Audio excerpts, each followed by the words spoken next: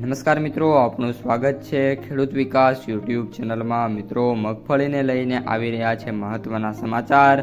શું મગફળીના ભાવ વધશે અને મગફળીના ભાવ 1500 ને પાર થશે કે નહીં, અને દિવાળી પછી મગફળીના ભાવને લઈને શું સમાચાર છે એ પછી સંપૂર્ણ માહિતી મેળવશું। તેથી ખાસ વિડીયોમાં અંત સુધી બન્યા રહેજો। ઉપરાંત જે પણ મિત્રો આપણી ચેનલમાં નવા હોય ખાસ મિત્રો ચેનલને સબસ્ક્રાઈબ કરી દેજો, જેથી દરરોજે આવા જ અવનવા વિડીયો તમારા સુધી સૌથી પહેલાં પહોંચતા રહે।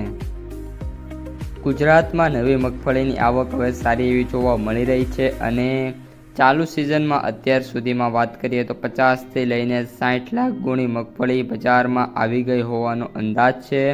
ખાસ કરીને મગફળીમાં વાત કરીએ તો 30 નંબર અને 24 નંબરની મગફળી આવે એવી મિત્રો છે, જેનો ડોમેસ્ટિક વપરાશની વાત કરીએ તો અત્યારે જે હાલનું પ્રમાણ છે એમાં ખૂબ જ વધારે જોવા મળી રહ્યો છે। જે આવક થઈ છે એમાંની મોટા ભાગની જે આવકો છે એ પણ મિત્રો વાત કરીએ તો વપરાઈ ગઈ છે અને ગુજરાતમાં આ વર્ષે મગફળીનો ક્રોપ 50થી લઈને 55 લાખ ટનનો આવે એવો મિત્રો અંદાજ જોવા મળી રહ્યો છે।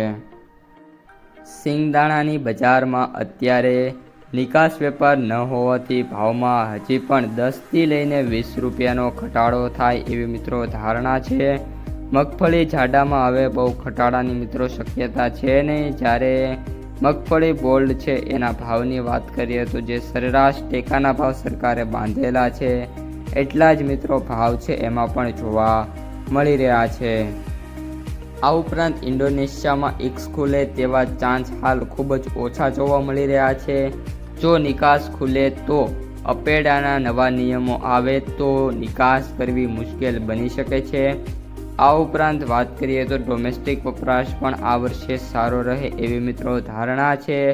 તો દિવાળી બાદ ઠંડીના 2 મહિના દરમિયાન વપરાશ સારો રહે એવી મિત્રો ધારણા છે।